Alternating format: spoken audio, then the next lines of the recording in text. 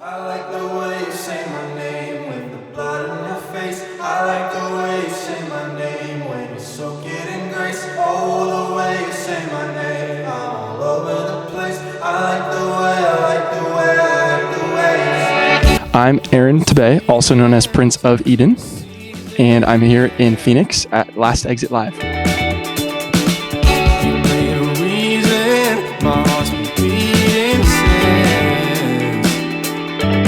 Originally starting out, I thought the Kings of Leon name was killer, and I wanted it to sound something close to that. And so I came up with different things of like different styles of names, and it was originally supposed to be a band with my brothers and I. And so I was thinking like, okay, princes of something, but like princess sounds like princess, and then it was like princess is sick, but like. And then it kind of fell into like a solo artistry, and there was no more band left. So I was like, okay, Prince of Eden, and like it just sounded like cohesive with like I grew up in the church, and like it just sounds like floral, and it sounds like really cool. So just genuinely, it just sounded sick. And then I tried to put some like some profound like meaning behind it, and I still go by it today. But if the King of Eden would have been God in the Garden of Eden, then the Prince of Eden would have been Adam. And so Adam was like kind of the first person to feel things and like emotion and like experience stuff. And so I guess like the music that I'm making, I want it to like kind of feel like it's the first time you're experiencing some of these feelings like in the purest form, or in the like most like raw, humane form. Influences growing up, heavy on pop music. Katy Perry. I loved Drake from a young age. Kanye, like everybody that was kind of like housing the pop industry, like Rihanna, Red Hot Chili Peppers. There's one I'm not thinking of. Black Eyed Peas. And then that was kind of like 6th grade, 7th grade, and then 8th grade, I found out about like indie dance, and I think like 8th grade that's like where we all kind of like started shifting our like musical ear or whatever. But that's when I found Walk the Moon and like Young the Giant, Two Door Cinema Club, and I just started like super like enjoying like indie dance. It made me just like feel like holy crap, like I'm like some of these feelings I've never felt before. And then I got into high school, and the 1975 took over my life like completely. They were too grungy for me at first, like them in the Neighborhood. Dude, good shit, you guys. You guys killed that. Loved that cover at the end too. So good. Hell yeah. Yeah, so 1975 took over my life. Like in 8th grade, I heard him and I was like, oh, this is a little bit too like, like distorted, and like it's a little bit like, grimy. It just doesn't feel like I'm there yet. And then like freshman or sophomore year came, and like I started feeling those things, and like it made sense to like relate to him in a way that the 1975 was portraying, or the Neighborhood was portraying. And I got super in touch with like my emotional side, and I was like, holy crap, like I want to exercise this. And then I had always been a writer, and I had always been like slightly musically like invested, at least. Like my dad would always teach us like little simple chords on the piano and stuff like that. So I was like, I want to start writing songs myself. And then so I think, very long story short, the 1975 is like such a core. And then like there's like little bits of like Motown, because my dad loved Motown. Like I know I make like slightly folk rockish stuff, but I was never like my mom sometimes would listen to like Fleetwood Mac, but that's about it. Like she would literally listen to like Christian worship songs, and then my dad would listen to like Motown. So it was like no in between. But yeah, as for like oldies, that's probably what it comes down to. And then new stuff that I'm listening to now is just literally, there's so much music out right now that like every day I'm just like inspired by like a new artist. And so I think that like my favorite artist is constantly hearing songs that just like change me because I've stumbled upon them. So that's who I'm really listening to like right now. So, and this is my brother Jesse, and I love him so much. I'll be right there. Okay. I actually started with like SoundCloud, like not rap, but like there was like that SoundCloud movement. This is my band too. That's Elias and Johnny. We got the headbands. Let's go.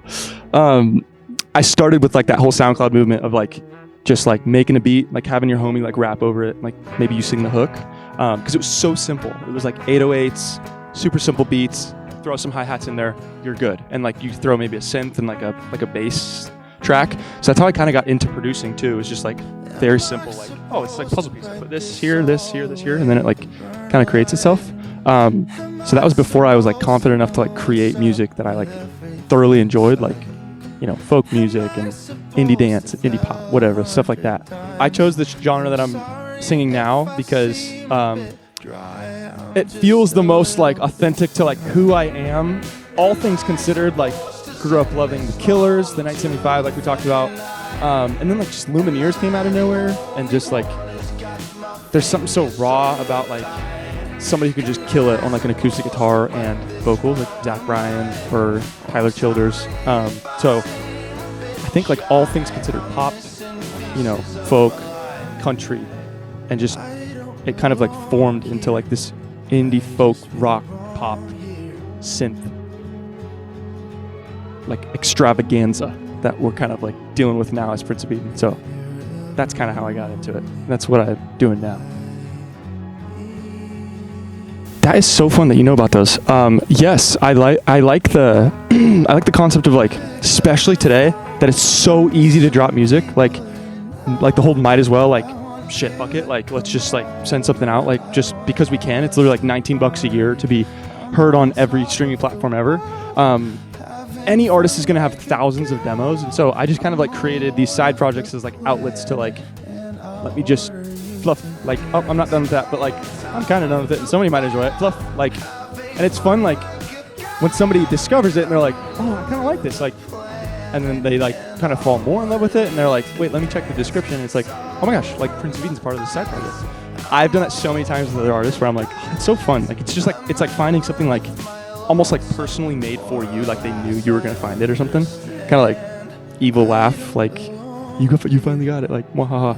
So I think that's my main thing about side projects is like it keeps music alive for you too. It doesn't make it such a job anymore. Like you're just cooking to cook, and then you drop, and it's like you don't need to like advertise, and like that's a whole other thing I could totally get into. Is just like marketing, like today, like you got to sell yourself in two different ways. Like you're no longer just a musician. You got to be like, you got to sell it like another way. You got to be like funny.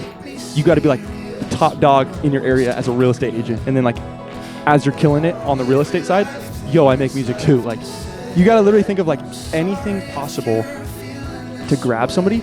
And if you have 3, then you're really good. Like 2, you'll like maybe get it. But genuinely, if you're like, hey, like I'm a new artist, I just dropped a record, like go stream it, people are gonna scroll so fast. But yeah, no, it's a tongue twister. I was also like smoking so much Kush at the time, and I was like, this is such a profound like album name. Like this is gonna blow people's minds. And I think it's when the 1975 dropped. I Like It When You Sleep. For You're So Beautiful Yet So Unaware of It. And I was like, that's such a long album. Like how are they getting away with that? I'm like screw it, I'm gonna do it too. So 3 words for that. Malproduced, from the heart, and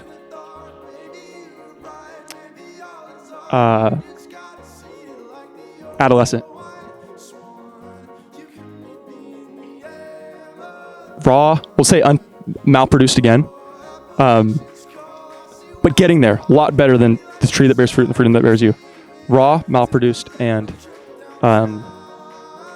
like gut-wrenching, maybe? Berlin is storytelling, handheld, popped in my head. So storytelling, handheld, and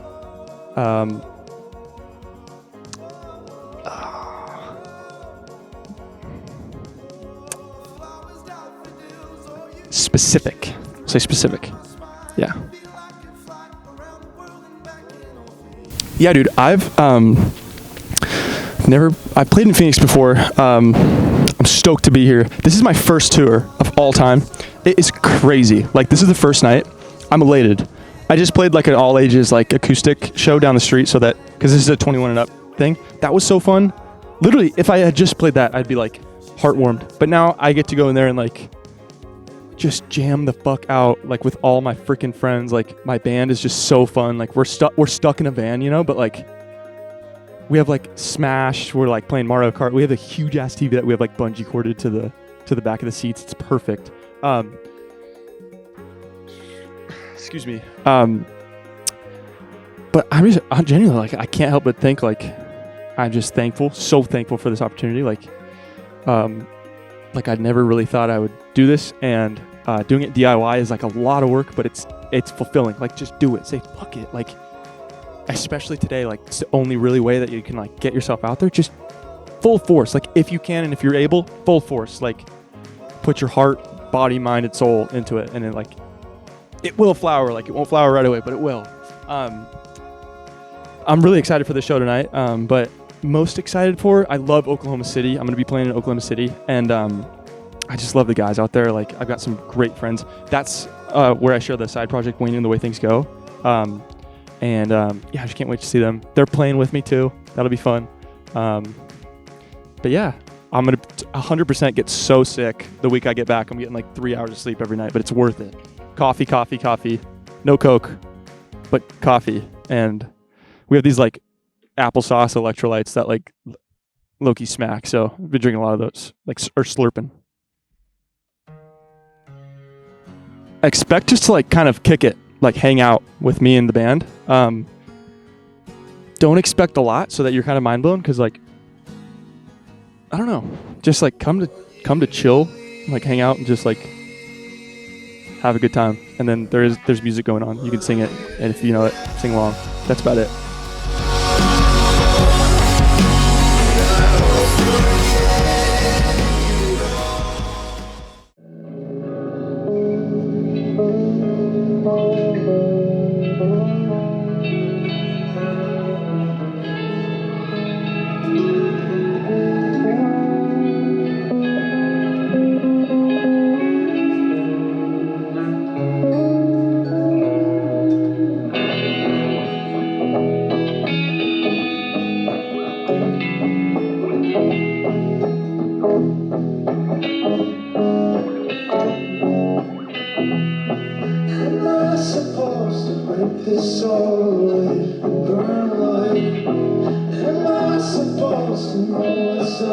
Everything inside